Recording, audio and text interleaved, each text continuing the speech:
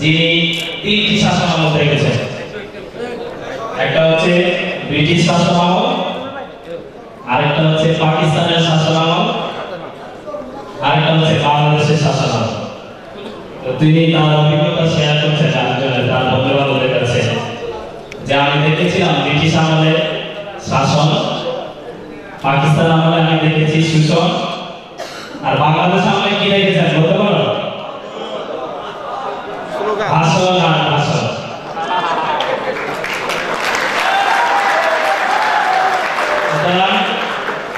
আমি চেষ্টা করবো ভাষণ না দিতে। আমাদের বাংলাদেশে আমরা বাঙালি জাতি একটু ভাষণ দিতে সবাই ভালোবাসি। আমরা দীর্ঘক্ষণ যাবত ভাষণ শুনে তো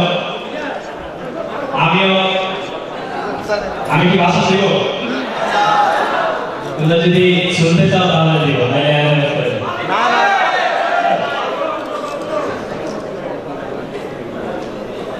বাংলাদেশ ছাত্রলীগ ঐতিহ্যবাহী কক্সবাজার জেলা শাখা কর্তৃক আয়োজিত জ্ঞান ভিত্তিক ছাত্র রাজনীতি প্রশিক্ষণ ও বর্ধিত সভার সম্মানিত সভাপতি, আপনাদের প্রিয় ছাত্রনেতা, বাংলাদেশ ছাত্রলীগ কক্সবাজার জেলা শাখার বিপ্লবী সভাপতি,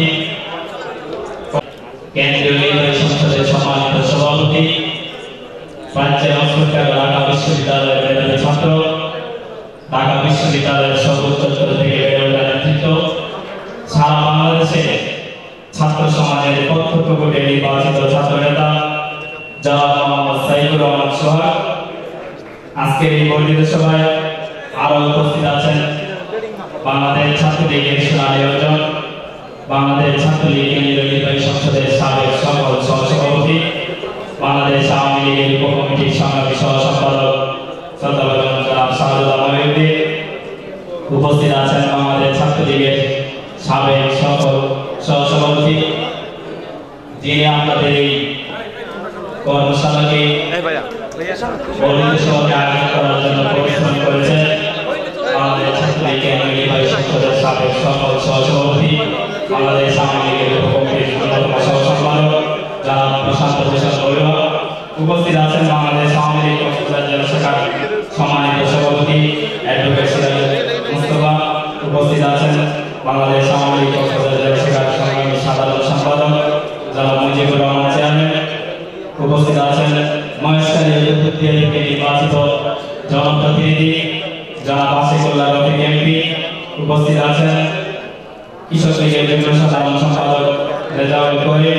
উপস্থিত আছেন রামপুর উপজেলা থেকে নির্বাচিত জনপ্রতিনিধি জনাব সাইমন সাগর কমল এমপি।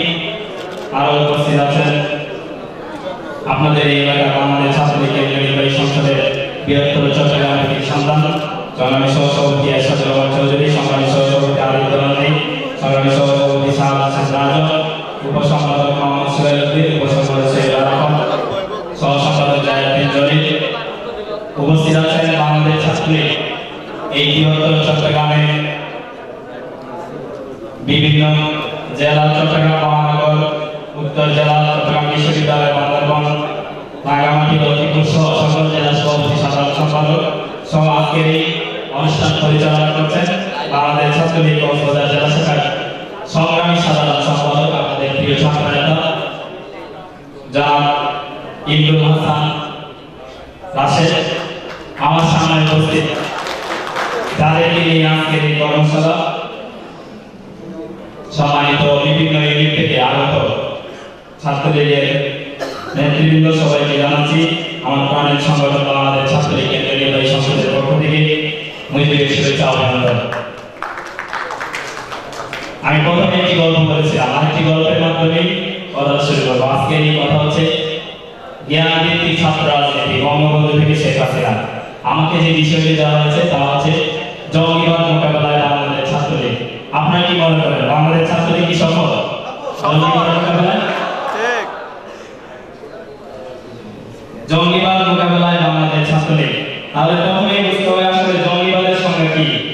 জঙ্গিবাদের সঙ্গে দেওয়া হচ্ছে জঙ্গিবাদ is the use of violence by the religious groups who have the deception to the religion, but there is reality general religious people all over the country are against these sorts of activities and thought, because Islam does not allow innocent killing. Last কথা হচ্ছে Islam does not allow innocent killing. বর্তমানে যে জঙ্গিবাদের মাধ্যমে innocent people গুলোকে যারা কিছুই বুঝে না, যারা সহজ সরল মনের আমাদের বাঙালি জাতি সন্তানেরা, তাদেরকে হত্যা করা হচ্ছে, কিন্তু সে জানতে পারছে না তাকে কেন হত্যা করা হচ্ছে। ইসলামের নামে একটি গ্রুপ ইসলামকে ব্যবহার করে যারা তাদেরকে হত্যা করছে। এই innocent killing-কে Islam does not never allow that innocent killing. সুতরাং জঙ্গিবাদ হচ্ছে এমন একটি গ্রুপ যারা ভায়োলেন্স করে ইসলামের নামে, কিন্তু ইসলাম does not allow। এখন বর্তমান বাস্তবতায় আমরা যদি বলি বাংলাদেশ ছাত্রলীগের স্বপ্ন হচ্ছে, এখানে প্রফেসর মোহাম্মদ আলতাফ বক্তব্য রেখেছেন, স্বপ্নের কথা বলেছেন, আমিও তোমাদেরকে একটি স্বপ্নের কথা বলবো। এখনকার বাস্তবতায় বাংলাদেশ ছাত্রলীগের নেতাকর্মীদের স্বপ্ন হবে বাংলাদেশ থেকে চিরতরে জঙ্গিবাদকে মূলোৎপাটন করা। ঠিক তাই নাকি? সুতরাং এই স্বপ্ন বাস্তবায়নের দুটি কথা আমি বলবো, গল্প আকারে বলার চেষ্টা করব, যদি বিরক্ত হওয়া তাহলে বলবো, আমি শেষ করে দেব। একটি রাজ পরিবারের একটি নতুন ঘোড়া কেনা হয়েছে, যে ঘোড়াটি অনেক সুন্দর, সপুষ্ট, অনেক সতেজ। ঘোড়াটি কেনার পর তাকে পরের দিন সকালবেলা একটি মাঠে নিয়ে যাওয়া হয়, কিন্তু হঠাৎ করে দেখা গেল যে মাঠে নেওয়ার পর অনেকেই তার পিছে ওঠার চেষ্টা করছে, কিন্তু কেউ পারছে না। ঘোড়াটি কাউকে লাথি দিচ্ছে, ঘুষি মারছে, মাথা দিয়ে গুঁতো দিচ্ছে, সবাই কিন্তু ভয় পাচ্ছে, মাথাতে কেউ সেই ঘোড়ার পিছে উঠতে পারছে না। হঠাৎ করে দেখা যাচ্ছে ঘোড়াটি হিংস্র হয়ে গেছে। তো সেখানে দাঁড়িয়ে, দূরে থেকে দাঁড়িয়ে সেই রাজ পরিবারের যে রাজপুত্র ছিলেন, তিনি দাঁড়িয়ে দাঁড়িয়ে দেখছেন যে কেউ সেই ঘোড়াটিকে বসে আনতে পারছে না, অর্থাৎ তার পিছে উঠে পুনরায় তাকে ফিরিয়ে যে বাড়িতে নিয়ে আসবে সেটা কারোর পক্ষেই সম্ভব হচ্ছে না। ঘটনাটি হচ্ছে, সে দেখতে পাচ্ছে তখন প্রখর রুদ্র, সেই রোদের মাঝে দাঁড়িয়ে যখনই কেউ পাশে যাচ্ছে তখন ছায়া, ঘোড়া তার নিজের ছায়াকে ভয় পাচ্ছে, দেখতে পাচ্ছে যে তার ছায়াটি নড়াচড়া করছে, এই জন্য ভয়ে সে কিন্তু লাফাচ্ছে এবং লাফি দেওয়ার চেষ্টা করছে। তখন রাজপুত্র পাশে গেল আস্তে আস্তে, যাওয়ার পর ঘোড়াটিকে সূর্যের দিকে, সেই সূর্যের দিকে মুখ করিয়ে দাঁড় করিয়ে দিল। তারপরে আস্তে আস্তে আদর করে সে হঠাৎ করে ঘোড়ার উপরে উঠে ঘোড়াকে বাড়িতে নিয়ে আসলো। তার বাবা তাকে আদর করে বলেছিলেন, তুমি পারবে, তোমার দ্বারাই মেলায় বিশ্ব জয় করতে হবে। সেই যে মানুষটির কথা আমি বললাম, সেই মানুষটিকে জানো না, সে হচ্ছে আলেকজান্ডার দ্য গ্রেট, যিনি তার মেলায় বিশ্ব জয় করেছিলেন। আলেকজান্ডার দ্য গ্রেটের নাম শুনেছ? গ্রিক বিশ্বে যিনি তার মেলায় বিশ্ব জয় করেছিলেন, অনেক অনেক সৈন্যবাহিনীকে অস্ত্রের মাধ্যমে নয়, মেধার মাধ্যমে অন্য পৃথিবীকে রাজত্ব করেছিলেন আলেকজান্ডার দ্য গ্রেট। তার বাবা বলেছিলেন যে তোমার দ্বারাই সম্ভব, তোমার মতো মেধাবীরাই মেধার মাধ্যমে বিশ্বকে জয় করতে হবে। আমার কাছে একটি প্রিয় গল্প আছে, সেই গল্পটি হচ্ছে বিল গেটসের একটি কথা। তিনি বলেছিলেন ক্লাসের যে ছেলেটি ফিজিক্স এবং কেমিস্ট্রি ও ম্যাথে সর্বোচ্চ নাম্বার পেয়ে প্রথম হয়েছিল, সে হলো আজকের যে বিল গেটসের প্রতিষ্ঠা। সেই প্রতিষ্ঠানের নাম কি? মাইক্রোসফট। সেই মাইক্রোসফটের ভাইস প্রেসিডেন্ট হচ্ছে সে। যেই ছেলেটি ক্লাসে ফিজিক্স কেমিস্ট্রি ম্যাথে সর্বোচ্চ নাম্বার পেয়ে প্রথম হয়েছিল, সে হলো বিল গেটসের সেই কোম্পানি, মাইক্রোসফট কোম্পানির ভাইস প্রেসিডেন্ট। আর যে এইসব অত্যাচারে, যে ফিজিক্স কেমিস্ট্রি ম্যাথে এইসবের অত্যাচারে সবসময় ক্লাস থেকে পালিয়ে থাকতো, সেই ছেলেটির নাম কি জানো? হ্যাঁ, তার নাম ছিল বিল গেটস। সে হলো সেই প্রতিষ্ঠানের মালিক। তার মানে কি? সেখানেও কিন্তু স্বপ্ন। বিল গেটস বলছেন যে আমার ইচ্ছা ছিল আমি 30 বছর বয়সে মিলিয়নিয়ার হব, কিন্তু দেখা গেল আমি আমার 31 বছর বয়সে আমি বিলিয়নিয়ার হয়ে গেছি। এখনো কিন্তু স্বপ্ন। তার মানে ক্লাসের যে ছেলে ফিজিক্স, কেমিস্ট্রি, ম্যাথ সব কিছুতে সর্বোচ্চ নাম্বার পেয়ে ফার্স্ট হতো, সে কিন্তু বিল গেটসের সেই প্রতিষ্ঠান মাইক্রোসফটের ভাইস প্রেসিডেন্ট। আর যে ব্যক্তি এইসবের অত্যাচারে ফিজিক্স, কেমিস্ট্রি, ম্যাথকে ভয় পেয়ে সবসময় ক্লাস থেকে পালিয়ে থাকতো, সে হচ্ছে সেই মাইক্রোসফট কোম্পানির মালিক। That is dream, that is স্বপ্ন, এই হচ্ছে রিয়েলিটি। আজকে যে ফেসবুকে জনপ্রিয়তা, জুকারবার্গের নাম শুনেছো? জুকারবার্গের কারণে কিন্তু আমরা অনেকেই বাবা মার কাছে অনেক গালি খেতে হয়। বাবা মার গালি দেয় না? সারাদিন ফেসবুকে বসে থাকে, সারাদিন ইন্টারনেটে বসে থাকে, ছেলেদের কোনো কাজ নেই। কিন্তু এই জুকারবার্গ ফেসবুকের মাধ্যমে সারা বিশ্বের মানুষের কাছে জনপ্রিয় এবং পরিচিত। দ্যাট ইজ ড্রিম, সেটাও কিন্তু স্বপ্ন। প্রিয় বন্ধু, আমি কয়েকটি গল্প শুনলাম, এখন আপনাদের কাছে বলবো জাতির জনক বঙ্গবন্ধু শেখ মুজিবুর রহমান এদেশকে নিয়ে স্বপ্ন দেখেছিলেন। তিনিও স্বপ্নকে লালন করেছিলেন, স্বপ্নকে দেখেছেন, স্বপ্নের বাস্তবায়ন করেছিলেন। তেমনিভাবে আজকে এই জ্ঞান ভিত্তিক কর্মশালায় চট্টগ্রাম, কক্সবাজার জেলার বিভিন্ন জেলা, উপজেলা, ইউনিয়ন এবং ওয়ার্ড থেকে আগত আজকের দায়িত্বশীল ভাইদের প্রতি দুই একটি কথা বলে আমি আমার কথা শেষ করবো। প্রিয় বন্ধুরা, আমি তোমাদেরকে বলবো, আজকের এই বিশ্বের মেধার বিশ্বে তোমাদের নিজেদেরকে মেধায় আলোকিত করতে হবে। মেধায় বিকশিত করার মাধ্যমে আগামী দিনের যে বাংলাদেশ, সেই বাংলাদেশে শুধু নয় এই বিশ্বকে তোমাদেরকে নেতৃত্ব দিতে হবে। যেমনি ভাবে জাতির জনক বঙ্গবন্ধু শেখ মুজিবুর রহমান নিজে স্বপ্ন দেখেছিলেন, এই বাংলাদেশকে নিয়ে স্বপ্ন দেখেছিলেন, সেই স্বপ্নকে লালন করেছিলেন এবং এক সময় স্বপ্নের বাস্তবায়ন করেছিলেন। আমরা যদি দেখি 1940 সালের লাহোর প্রস্তাবের মধ্যে যখন মোহাম্মদ আলী জিন্নাহ টুনেশন থিওরির মাধ্যমে ভারত এবং পাকিস্তানকে বিভক্তি করেছিলেন, সেই টুনেশন থিওরির মাধ্যমে জাতির জনক বঙ্গবন্ধু শেখ মুজিবুর রহমান বাংলাদেশ নামক রাষ্ট্রের স্বপ্ন দেখেছিলেন। সেই স্বপ্নকে তিনি 23 বছর 33 বছর লালন করেছিলেন।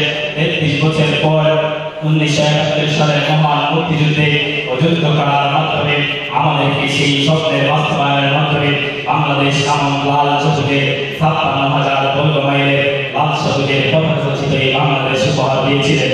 আমি বলবো তোমাদেরকেও তেমনি ভাবে স্বপ্ন দেখতে হবে, স্বপ্নের লালন করতে হবে, স্বপ্নের বাস্তবায়ন করতে হবে। প্রিয় বন্ধুরা, আমরা যদি দেখি, আমরা বাংলাদেশ ছাত্র ইসলাম নিয়েছিলাম, বর্তমান বাস্তবতায় অস্ত্র হাতে যুদ্ধের কোনো প্রয়োজন নেই।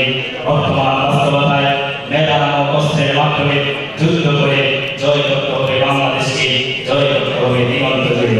প্রিয় বন্ধুরা, সেই স্বপ্ন যাদের তোমরা দেখতে পাও, সেই স্বপ্ন যদি তোমরা দেখো, তাহলে আজকের যে প্রশিক্ষণ কর্মশালা এবং বর্ধিত সভা সেটি সার্থক হবে বলে আমি মনে করি। আজকে আমি বলেছিলাম যে আমাদের বাংলাদেশ ছাত্রলীগের নেতা কর্মীদের স্বপ্ন হবে যে আমরা জঙ্গিবাদকে চিরতরে উৎপাদন করব।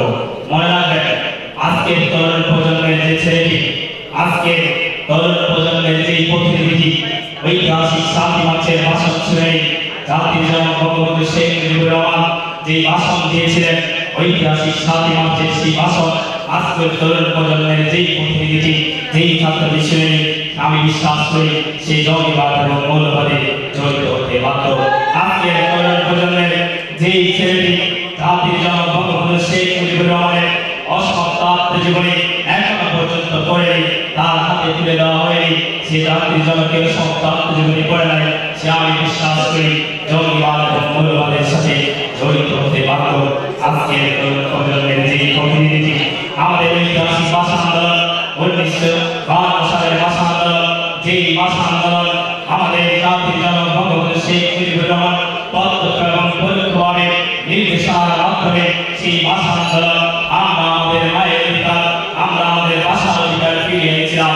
আপনারা জানেন, তৎকালীন সময়ে পাকিস্তানের যেখানে মাত্র 7% মানুষ উর্দুতে কথা বলতো, 56% মানুষ বাংলায় কথা বলতো, কিন্তু পাকিস্তানি গভর্নমেন্ট আমাদেরকে তখন বাংলা ভাষাকে ভাষার স্বীকৃতি না দিয়ে তারা উর্দুকে তাদের ভাষা করতে চেয়েছিল। তখন আমাদের বাঙালির দামাল ছেলেরা 144 কে ভঙ্গ করে তখনকার ভাষা আন্দোলনকে সাকসেস করে আমরা আমাদের মায়ের ভাষা আমাদের ভাষা আন্দোলনের মাধ্যমে আমাদের ভাষার স্বীকৃতি ফিরিয়ে এনেছিলাম। সেই ভাষা আন্দোলন সম্পর্কে আজকের তরুণ প্রজন্মের যে ছেলেটি জানা আমি বিশ্বাস করি সে অবশ্যই জঙ্গিবাদ এবং মৌলবাদ হতে বাধ্য। আপনারা কি বিশ্বাস করেন? প্রিয় বন্ধুরা, আমি বিশ্বাস করি আজকের তরুণ প্রজন্মের যে ছেলেটি স্বাধীনতা এবং স্বাধিকার আন্দোলন সম্পর্কে জানা 1971 সালের মহান মুক্তিযুদ্ধে আমাদের 2 লক্ষ মা বোন তাদের ইজ্জতের বিনিময়ে 30 লক্ষ শহীদের বিনিময়ে এবং বুদ্ধিজীবীদের রক্তের বিনিময়ে আমরা আমাদের স্বাধীনতার অধিকার ফিরিয়ে পেয়েছিলাম। আমরা আমাদের এই স্বাধীনতা অর্জন করেছিলাম। সেই স্বাধীনতার সঠিক ইতিহাস সম্পর্কে আজকের তরুণ প্রজন্মের যে ছেলেটি জানা আমি বিশ্বাস করি সে অবশ্যই জঙ্গিবাদ এবং মৌলবাদ হতে বাধ্য। প্রিয় বন্ধুরা, আজকের তরুণ প্রজন্মের যে ছেলেটি বিশ্বকবি রবীন্দ্রনাথ, জাতীয় কবি কাজী নজরুল ইসলাম, লাল শাহ আব্দুল করিমের স্মৃতি বিজড়িত এই বাংলাদেশের ইতিহাস ঐতিহ্য বাঙালি কালচার সম্পর্কে জানা আমি বিশ্বাস করি সে অবশ্যই মৌলবাদ এবং জঙ্গিবাদ হতে বাধ্য। প্রিয় বন্ধুরা, আজকে দেখেছেন মৌলবাদ এবং জঙ্গিবাদের প্রতি মানুষের ঘৃণা জন্মেছে। আজকের তরুণ সমাজ ইতিমধ্যে জঙ্গিবাদকে ঘৃণা করতে শুরু করেছে। আজকের তরুণ সমাজ জঙ্গিবাদকে বিশ্বাস করে না। আজকের তরুণ সমাজ বাংলাদেশ ছাত্রলীগের নেতাকর্মীদের স্বপ্ন হচ্ছে জঙ্গিবাদ মুক্ত অসাম্প্রদায়িক বাংলাদেশ। যে সাম্প্রদায়িক বাংলাদেশের স্বপ্ন দেখেছিলেন জাতির জনক বঙ্গবন্ধু শেখ মুজিবুর রহমান, আমাদের স্বপ্ন হচ্ছে জঙ্গিবাদকে দেশ থেকে চিরতরে মূলোৎপাটন করে জাতির জনক যে বাংলাদেশের স্বপ্ন দেখেছিলেন, যে সোনার বাংলাদেশের জন্য সোনার ছেলের স্বপ্ন দেখেছিলেন, আমরাই হব আগামী দিনে জাতির জনকে সোনার বাংলার সোনার ছেলে।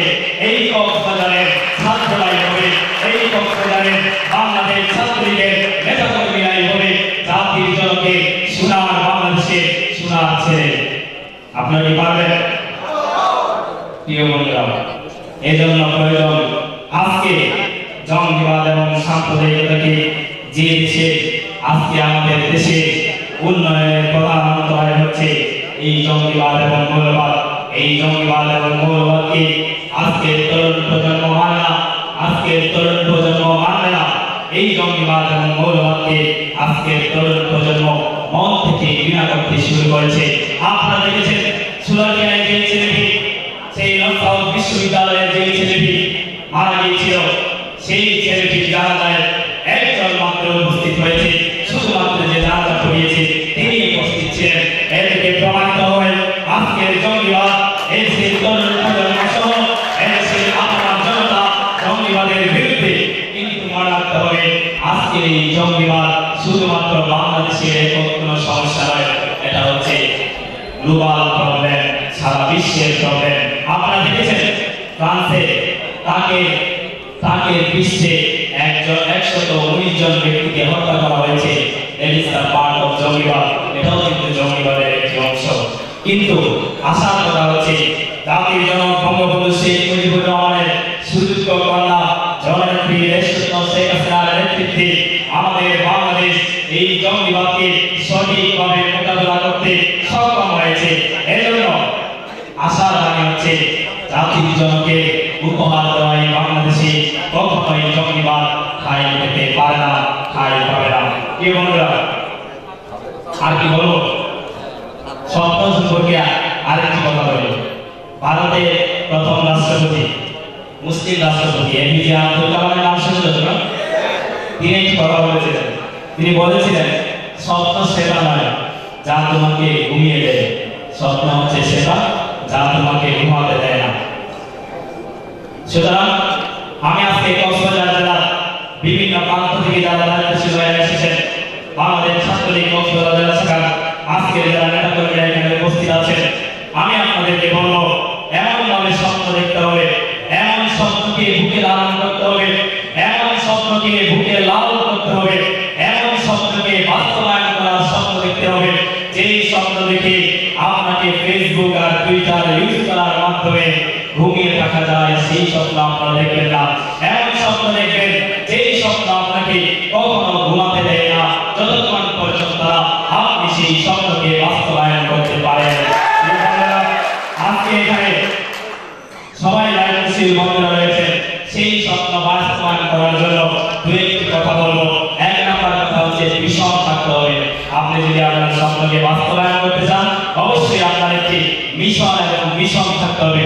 উইদাউট মিশন কোনো ড্রিম কখনো বাস্তবায়ন হতে পারে না। আপনি একটি মিশন নেবেন যে আমি আগামী 20 সালে হবে জাতির জনক বঙ্গবন্ধু শেখ মুজিবুর রহমানের 100তম জন্ম শতবার্ষিকী। সেই জন্ম শতবার্ষিকীতে আমি আমার নিজেকে কিভাবে দেখতে পাই, সেভাবেই আমি আমার জাতির জনককে মূল্যায়ন করতে চাই। আমরা আজকের তরুণ প্রজন্ম, আজকের বাংলাদেশ ছাত্রলীগের নেতাকর্মীরা জাতির জনক বঙ্গবন্ধু শেখ মুজিবুর রহমানকে শুধুমাত্র নামকরণের মাধ্যমে মূল্যায়ন করতে চাই না। আমরা শুধুমাত্র জাতির জনক বঙ্গবন্ধু শেখ মুজিবুর রহমানকে বিভিন্ন কলেজ, ইউনিভার্সিটি, বিভিন্ন শিক্ষা প্রতিষ্ঠানের নামকরণের মাধ্যমে মূল্যায়ন করতে চাই না। আমরা মূল্যায়ন করতে চাই আগামী 2020 সালে জাতির জনক বঙ্গবন্ধু শেখ মুজিবুর রহমানের জন্ম শতবার্ষিকীতে আমি আমার নিজেকে কিভাবে দেখতে চাই, সেভাবেই আমি জাতির জনকে মূল্যায়ন, জন্ম শতবার্ষিকীকে মূল্যায়ন করতে চাই। আপনারা কি রাজি আছেন? আমি বিশ্বাস করি আপনারা এখানে যারা বসে আছেন, আপনাদের বয়স যদি কারো 20 বছর হয়, আগামী 4 বছর পর আপনাদের বয়স হবে 24। সেই 24 বছর বয়সে আপনি আপনার নিজেকে কোন অবস্থানে দেখতে চান, আপনি আপনার নিজেকে কিভাবে দেখতে চান?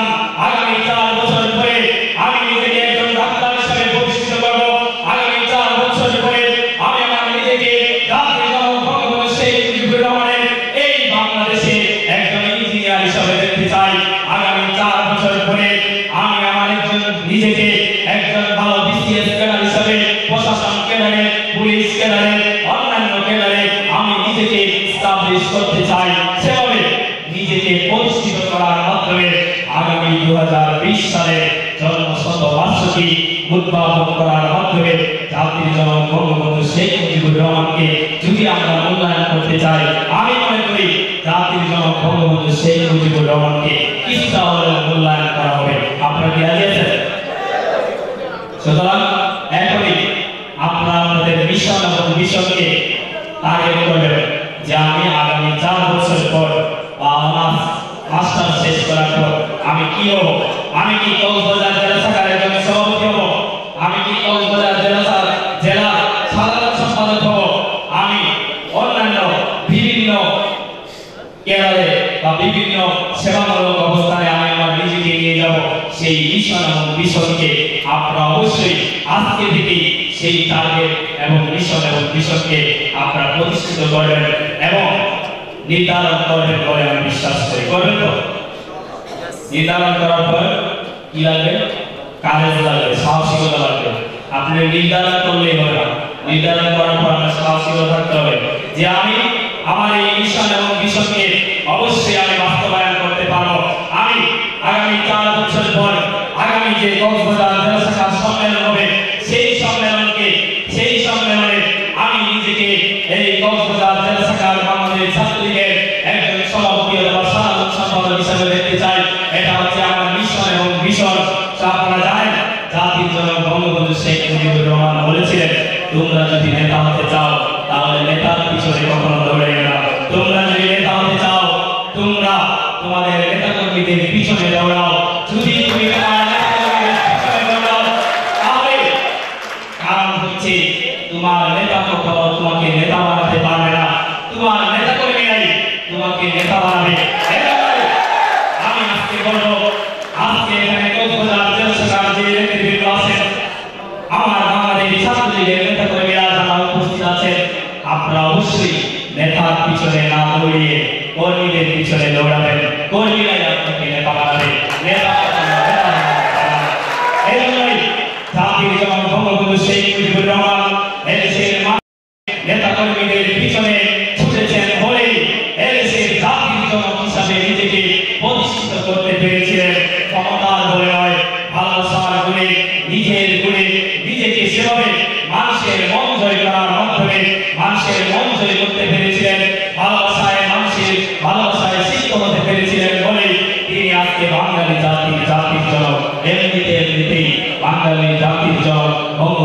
শেখ মুজিবুর রহমান নয়, বঙ্গবন্ধু শেখ মুজিবুর রহমান আরো কি বলেছেন তোমরা জানো? তিনি বলেছেন, আমি পায়ে হেঁটেছি, রিক্সায় চড়েছি, আমি ফুটপাতে হেঁটেছি, আমি ফুটপাতে ঘুমিয়েছি। এই বাংলাদেশের এমন কোন মহকুমা নেই, এই বাংলাদেশের এমন কোন থানা নেই যে মহকুমা এবং থানায় আমি যাইনি। তিনি হচ্ছেন জাতির জনক বঙ্গবন্ধু শেখ মুজিবুর রহমান। এদেশের মানুষের ভালোবাসায় সিক্ত হয়ে এদেশের জাতির জনক হিসাবে পরিণত হয়েছিলেন বঙ্গবন্ধু শেখ মুজিবুর রহমান। তার মতো সাহসী, তার মতো কারিজ তোমাদেরও থাকতে হবে। যিনি বলেছিলেন, আমাকে যদি ফাঁসির মঞ্চে না হয়, ফাঁসির মঞ্চে দাঁড়িয়ে বলবো আমি বাঙালি, বাংলা আমার ভাষা, বাংলা আমার দেশ, আমার প্রতিটি বিশ্বাসে বিশ্বাসে প্রশ্বাসে হচ্ছে বাংলা। তিনি হচ্ছেন জাতির জনক বঙ্গবন্ধু শেখ মুজিবুর রহমান। তার মতোই সাহসী হতে হবে তোমাদেরকে। তাহলে আজকের এই কর্মশালা এবং বর্ধিত সভা সফল হবে বলে আমি মনে করি। প্রিয় বন্ধুরা, 3 নাম্বার যে শর্তটি থাকতে হবে তা হচ্ছে স্ট্র্যাটেজিক প্ল্যানিং। এটা কিন্তু আমি জঙ্গিবাদের কথা বলছি, মনে কথা ছিল আমার জঙ্গিবাদের উপর আলোচনা ছিল। আমি বলেছি জঙ্গিবাদকে চিরতরে মূলোৎপাটন করা এটা হচ্ছে বাংলাদেশ ছাত্রলীগের নেতাকর্মীদের একমাত্র স্বপ্ন, মিশন এবং ভিশন। সেই মিশন এবং ভিশন বাস্তবায়নের ক্ষেত্রে যেহেতু আমরা স্বপ্ন দেখেছি জঙ্গিবাদকে চিরতরে বাংলাদেশকে মূলোৎপাটন করব, সেই স্বপ্ন বাস্তবায়নের ক্ষেত্রে 2টি কথা বলছি, মাত্র 2টি পয়েন্ট। 3 নাম্বার হচ্ছে স্ট্র্যাটেজিক প্ল্যানিং। আপনারা জানেন শুধু মিশন ভিশন আর কাজ থাকলে হবে না, সেই মিশন ভিশনকে বাস্তবায়ন করার জন্য কাজ থাকতে হবে। আর সেই কাজ সাহসিকতার জন্য সঠিকভাবে বাস্তবায়ন করার জন্য চাই স্ট্র্যাটেজি, অর্থাৎ একটি স্ট্রাকচারাল একটি প্ল্যানিং থাকতে হবে কিভাবে আপনি সেই মিশন এবং ভিশনকে বাস্তবায়ন করতে হবে। সুতরাং আজকে বাড়ি থেকে আপনার যে মিশন এবং ভিশনকে টার্গেট করবেন, সেই মিশন এবং ভিশনকে টার্গেট করার বাস্তবায়ন করার জন্য কি প্ল্যানিং আপনি এগিয়ে যেতে চান, সেই প্ল্যানিং আপনি এখনই কোঅর্ডিনেট করে নেবেন।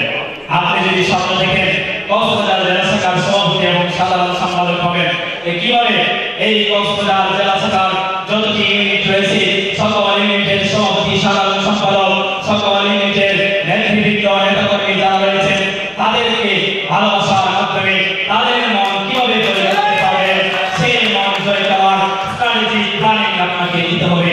সেটাই হচ্ছে স্ট্র্যাটেজিক প্ল্যানিং। 4 নম্বরের কথা হচ্ছে কোঅপারেশন। সেই মিশন এবং মিশন বাস্তবায়ন করার জন্য অবশ্যই আপনাকে কোঅপারেশন থাকতে হবে। একা একা আপনি কক্সবাজার জেলা শাখার নেতা হতে পারবেন না। অবশ্যই আজকে যে প্রশান্ত ভূষণ বড়ুয়া তার সাথে আপনার ভালো রিলেশন থাকতে হবে। আজকে যে বসে আছেন শাহজালাল মহিউদ্দিন তার সাথে আপনার ভালো রিলেশন থাকতে হবে। সাইফুর রহমান সোহাগ বাংলাদেশ ছাত্রলীগের সভাপতি, তার সাথে ভালো সম্পর্ক না থাকলে তো আপনি নেতাই হতে পারবেন না। আর আরো রয়েছে এই কক্সবাজার জেলা শাখার যারা নেতৃবৃন্দ রয়েছেন, ওইদিকে আমাদের বাকি আছেন সংসদ সদস্য আমাদের আশিক ভাই, তারপরে কমলদা, এখানে কক্সবাজার আওয়ামী লীগের নেতৃবৃন্দ, সবার সাথে ভালো সম্পর্ক থাকতে হবে।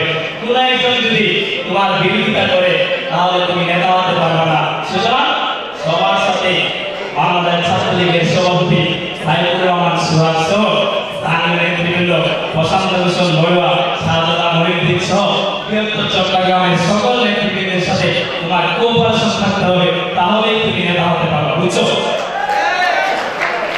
5 নম্বর যে কথাটি তা হচ্ছে অ্যাওয়ারনেস। অ্যাওয়ারনেস থাকতে হবে। 6 নম্বর কথাটি হচ্ছে ডিসিশন মেকিং। তোমাকে নেতা হলে চলবে না, অবশ্যই ডিসিশন মেকিং থাকতে হবে। তোমার এখানে পটিয়া উপজেলায় 2 গ্রুপে হামলা চলছে।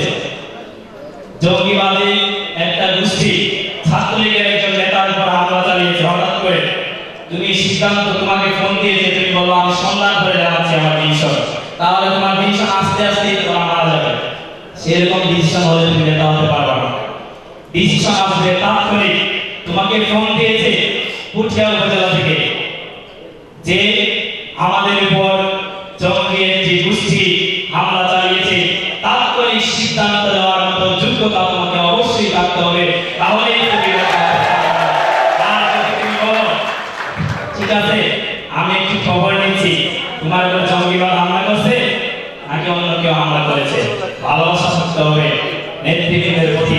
আমাদের ছাত্রলীগের নেতা কর্মীদের প্রতি যে তুমি যদি মনে করো পুঠিয়া উপজেলার সাধারণ সম্পাদক আমাকে মেনটেন করে সভাপতিকে মেনটেন করে সাধারণ সম্পাদক করে হামলা হয়েছে, আমি কেন তার দায়ভার নেব? সেই নেতা অবশ্যই তুমি জাতির জনক বঙ্গবন্ধু শেখ মুজিবুর রহমানের আদর্শের নেতা হতে পারা।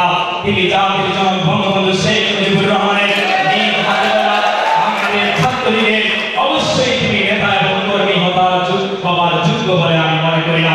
তোমাকে চিন্তা করতে হবে পুঠিয়া উপজেলার সাধারণ সম্পাদক সে যাকে মেনটেন করুক না কেন তার প্রথম পরিচয় হচ্ছে বাংলাদেশ ছাত্রলীগের পুঠিয়া উপজেলা শাখার সাধারণ সম্পাদক। তার দায়ভার অবশ্যই আমাকে নিতে হবে। তাৎক্ষণিক সিদ্ধান্ত দেওয়ার যোগ্যতা যদি থাকে তাহলে তুমি নেতা হতে পারবা। নেক্সট পয়েন্টটি আছে অ্যাকাউন্টেবিলিটি। আমি যেটা বলেছিলাম দায়ভার, যে কক্সবাজার জেলা শাখার সভাপতি ইশতিয়াক আহমেদ জয় সে যদি মনে করে পুঠিয়া উপজেলা সভাপতি আমাকে মেনটেন করে সাধারণ সম্পাদক মেনটেন করে না, সুতরাং পুঠিয়া উপজেলা সাধারণ সম্পাদকের একটা ছেলে আহত হয়েছে, তার দায়ভার রাশেদ নেবে, আমি কেন নেব? সে অবশ্যই আমি মনে করি জাতির জনকের নিজ হাতে গড়া সংগঠন বাংলাদেশ ছাত্রলীগের আদর্শের কোন নেতা এবং কর্মী হওয়ার যোগ্য নয়। আপনি আমি পুঠিয়া উপজেলা শাখার সভাপতি অথবা সাধারণ সম্পাদকের নেতা আমি নই। আমি হচ্ছি কক্সবাজার জেলা শাখার যে কয়েকটি ইনস্টিটিউট রয়েছে, কক্সবাজার জেলা শাখার যে কতগুলি ছাত্র রয়েছে, কক্সবাজার জেলা শাখায় বাংলাদেশ ছাত্রলীগের যতগুলি ইউনিট রয়েছে সকল ইউনিটের সভাপতি সাধারণ সম্পাদক সহ তাদের আন্ডারে যত নেতা কর্মী রয়েছে তাদের সবার দায় দায়িত্ব কক্সবাজার জেলা শাখার একজন সভাপতি ইশতিয়াক আহমেদ জয় এবং কক্সবাজার জেলা শাখার একজন সাধারণ সম্পাদক ইমরুল হাসান রাশিদ হিসাবে সকলের দায়ভার আমার এবং আমার হচ্ছে সকলের দায়ভার হচ্ছে আমার।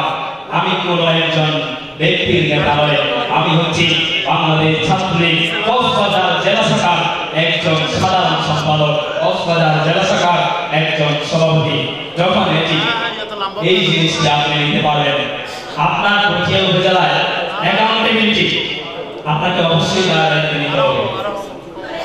কিছুদিন আগে আপনাদের এই কক্সবাজারে কোন একটি উপজেলা এই কথা বলুন কি শেষ করে দেবেন, কোন একটি উপজেলায় এই যে নির্বাচনের সময় জানানো হয়েছে, আমরা দুজনেই সভাপতি সাধারণ সম্পাদক সেটি কথা বলেছিলাম আপনাদের এসপি সবার সাথে। বাংলাদেশ ছাত্রলীগের নেতাকর্মীরা বাংলাদেশে অনেক জায়গায় অজান্তেই তারা বিপদে পড়ে যান। আমাদের প্রথম দায়িত্ব হচ্ছে সে দুষ করুক অথবা না করুক, ভুলে করুক অথবা বুঝে করুক, আপনাকে প্রথম দায়িত্ব হচ্ছে তার সেই সমস্যা থেকে তাকে উদ্ধার করা। অবশ্যই তাকে উদ্ধার করতে হবে। তার বড় পরিচয় হচ্ছে সে বাংলাদেশ ছাত্রলীগ জাতির জনক বঙ্গবন্ধু শেখ মুজিবুর রহমানের আমাদের ছাত্রলীগের একজন কর্মী। তারপরে আপনি তার বিরুদ্ধে সাংগঠনিক ব্যবস্থা নেবেন। এটাই হচ্ছে অ্যাকাউন্টেবিলিটি। আপনি যদি আপনার কর্মীর দায়ভার নিতে না পারেন, আমি মনে করি নেতা হওয়ার কোনো যোগ্যতা আপনার।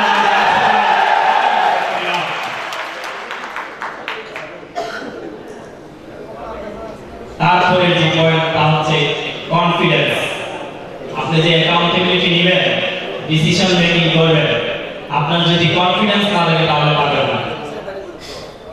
আপনারা একটি গল্প পড়েছেন জানেন, আত্মবিশ্বাস ও জাতি প্রতিষ্ঠা করেছেন, অনেকে বড় করে দেয় সিরাজুল ইসলাম। সেখানে আছে আপনি ডিসিশন মেকিং তাৎক্ষণিক সিদ্ধান্ত দিবেন, আপনি আপনার কর্মীর অ্যাকাউন্টেবিলিটি দায়িত্ব নেবেন, কিন্তু আপনার মনের ভিতরে যদি কনফিডেন্স না থাকে যে আমি আমার কর্মীর দায়িত্ব নিব, আমি তাৎক্ষণিক সিদ্ধান্ত নিব, এই সিদ্ধান্তটি কি ভুল হচ্ছে না সঠিক হচ্ছে, এরকম ইনডিসিশনে যদি আপনি ভুগেন, সেরকম যদি সিদ্ধান্ত নেওয়ার অ্যাকাউন্টেবিলিটি নেওয়ার কনফিডেন্স না থাকে, আপনার কোনো নেতা হওয়ার যোগ্যতা আছে বলে আমি মনে করি না। আপনারা যারা বাংলাদেশ ছাত্রলীগের কক্সবাজার জেলা শাখা আগামী দিনের নেতৃত্বে আসতে চান, জাতির জনকের সোনার বাংলাদেশের আগামী দিনের যে বাংলাদেশের স্বপ্ন, জাতির জনকের কন্যা জননেত্রী দেশরত্ন শেখ হাসিনা আমাদেরকে দেখাচ্ছেন 2021 সালের বাংলাদেশ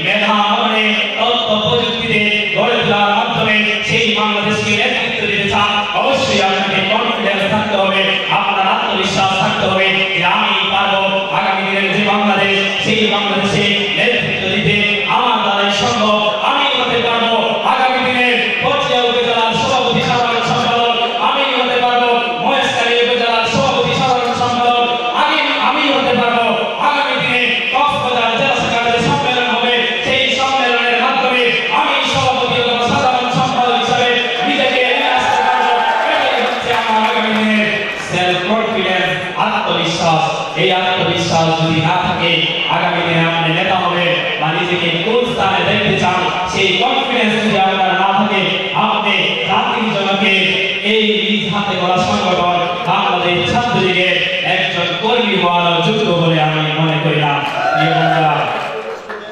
আপনাকে অবশ্যই অপটিমিস্টিক থাকতে হবে। আমাদের দেশে দুটি শ্রেণী রয়েছে, একটি হচ্ছে অপটিমিস্টিক আর একটা হচ্ছে পেসিমিস্টিক। যারা একটা হচ্ছে হতাশাবাদী, একটা হচ্ছে আশাবাদী। আপনি যদি সেই কনফিডেন্সকে লালন করতে চান, অবশ্যই আপনাকে অপটিমিস্টিক হতে হবে যে আমি আশাবাদী আগামী দিনে যে সম্মেলন হবে সেই সম্মেলনের মাধ্যমে অবশ্যই আমি কক্সবাজার জেলা শাখার সভাপতি ও সাধারণ সম্পাদক হতে পারবো। এই যে কনফিডেন্স, এই কনফিডেন্সকে নিয়ে আমি আশায় বুক বাঁধবো, হতাশায় বুক বাঁধবো না। দিনের বেলা আমি স্বপ্ন দেখবো যে আমি কক্সবাজারের সভাপতি হবো, রাতের বেলা ঘুমিয়ে বলবো আমি মনে হতে পারবো না। এইরকম হতাশাবাদী হলে কখনোই আপনি নেতা অথবা কর্মী কোনোটাই হতে পারবেন বলে আমি বিশ্বাস করি না। অবশ্যই সবসময় আপনাকে আশাবাদী হতে হবে। আমি আমার কথা শেষ করে দিচ্ছি। পরের যে পয়েন্ট সেটা হচ্ছে অবশ্যই আপনাকে অনেস্ট হতে হবে, সৎ হতে হবে। জাতির জনক বঙ্গবন্ধু শেখ মুজিবুর রহমান যেভাবে সৎ জীবনযাপন করেছেন, আপনারা যদি ওনাদের জীবন দেখেছেন জানেন। বঙ্গবন্ধু শেখ মুজিবুর রহমানকে অফার করা হয়েছিল, আপনি যদি বাংলাদেশকে এই পূর্ব পাকিস্তান, এই পূর্ব বাংলাকে নিয়ে আপনি যদি আন্দোলন সংগ্রাম বন্ধ করে দেন, আপনাদের এই বৃহত্তর চিটাগাঙ্গের যেই সন্তান ছিল তাকে ফাঁসির কাস্তে ঝুলিয়ে যুদ্ধ অপরাধী হিসাবে ফাঁসির কাস্তে ঝুলানো হয়েছে। সেই সালাউদ্দিন কাদের চৌধুরীর বাবা ফোকা চৌধুরী জাতির জনক বঙ্গবন্ধু শেখ মুজিবুর রহমানের কাছে একটি প্রস্তাব নিয়ে গিয়েছিল। সে বলেছিল আলমজি জুট মিলের 49% মালিকানা আপনাকে দেওয়া হবে এবং পূর্ব বাংলার গভর্নর হিসাবে আপনাকে দেওয়া হবে, গভর্নর ডাকে দেওয়া হবে যদি এই অঞ্চলের সকল আন্দোলন সংগ্রাম থেকে আপনার নিজেকে পিছু হতে পিছিয়ে নেন। একদিন সকালবেলা উনি 32 নম্বরের বাসায় গেলেন। জাতির জনক বঙ্গবন্ধু শেখ মুজিবুর রহমান এবং বঙ্গমাতা খাবার টেবিলে বসে আছেন। সেখানে ফোকা চৌধুরী বসে আছেন। সেই তিনি যে প্রস্তাব দিয়েছিলেন সেই প্রস্তাবের আনসার জানার জন্য কি আনসার হয়েছিল জানেন? কি হতে পারে বলুন? আমরা যদি আজকে দিয়ে হতাম এরকম রাজনীতিবিদ, আমাকে আপনাকে যদি এরকম প্রস্তাব দেওয়া হয় আলমজি জুট মিলে অর্ধেক মালিকানা আপনাকে দেওয়া হবে এবং চিটাগাঙ্গের সদর আসন থেকে এমপি বানিয়ে দেওয়া হবে, তাহলে আপনি আপনার আন্দোলন থেকে আমি সবাই কিন্তু পিছিয়ে হয়ে যাব। জাতির জনকের সুযোগ্য সহধর্মিণী, মহিষী নারী, সাহসী নারী, যিনি জাতির জনক বঙ্গবন্ধু শেখ মুজিবুর রহমানকে পিছন থেকে ভালোবাসায়, উৎসাহ, উদ্দীপনায়, প্রেরণায় সবসময় এগিয়ে দিয়ে গেছিলেন। বঙ্গমাতা বেগম ফজিলাতুন্নেসা মুজিব খাবার টেবিলে বসে ফোকা চৌধুরীকে উদ্দেশ্য করে বলেছিলেন, ফোকা ভাই, কেন আপনি আমাদেরকে এভাবে জ্বালাতন করছেন? আমরা যেভাবে আছি সেভাবেই থাকতে দিন, আমরা এভাবেই সুখে আছি। আমরা আলমজি জুট মিলের কোনো মালিকানা চাই না। আমার স্বামী এদেশের কোনো গভর্নর হতে চান না। আমরা যেভাবে আছি সেভাবেই সুখে শান্তিতে আছি। আমাদেরকে এদেশের মানুষের জন্য কাজ করার একটু সুযোগ দিন। এই হচ্ছে জাতির জনক বঙ্গবন্ধু শেখ মুজিবুর রহমান। সেই জাতির জনক বঙ্গবন্ধু শেখ মুজিবুর রহমানের নিজ হাতে গড়া সংগঠন বাংলাদেশ ছাত্রলীগকে, যিনি বাংলাদেশ আওয়ামী লীগের আগেও সংগঠিত করেছিলেন 1948 সালের 14 জানুয়ারি, সেই ছাত্র সংগঠনের নেতা কর্মী হয়ে আমরা অবশ্যই নিজেকে অনেস্ট এবং সৎ রাখবো। অনেস্ট এবং সৎ রাখার মাধ্যমে আমরা স্বপ্ন দেখব এই বাংলাদেশকে নিয়ে। আপনারা স্বপ্ন দেখবেন নিজেকে আগামী 4 বছর পরে বা আগামী দিনে আপনি আপনাকে কিভাবে দেখতে চান, সৎ রাখার মাধ্যমে সেভাবেই নিজেকে প্রতিষ্ঠিত করবেন বলে আমি বিশ্বাস করি। প্রিয় বন্ধুরা, আরেকটি লাস্ট কথা, সেটা হচ্ছে ইন্সপিরেশন, উৎসাহ এবং উদ্দীপনা ছাড়া কোনো মিশন এবং মিশনে কখনো সাকসেস হতে পারে না। সুতরাং এই যে কয়েকটি কথা বললাম আজকে কক্সবাজার জেলা শাখার বন্ধুরা, আপনাদেরকে এই কথাগুলো যদি পারেন নিজের জীবনে অনুসরণ করার চেষ্টা করবেন, আমি বিশ্বাস করি আপনারা যদি মিশন এবং মিশনকে টার্গেট করতে পারেন, ঠিক করতে পারেন, সাহসিকতার সাথে নিজের প্ল্যানকে বাস্তবায়ন করার মাধ্যমে আগামী দিনে নিজেকে কিভাবে প্রতিষ্ঠিত করতে চান আমরা আমাদের জাতির জনকের শত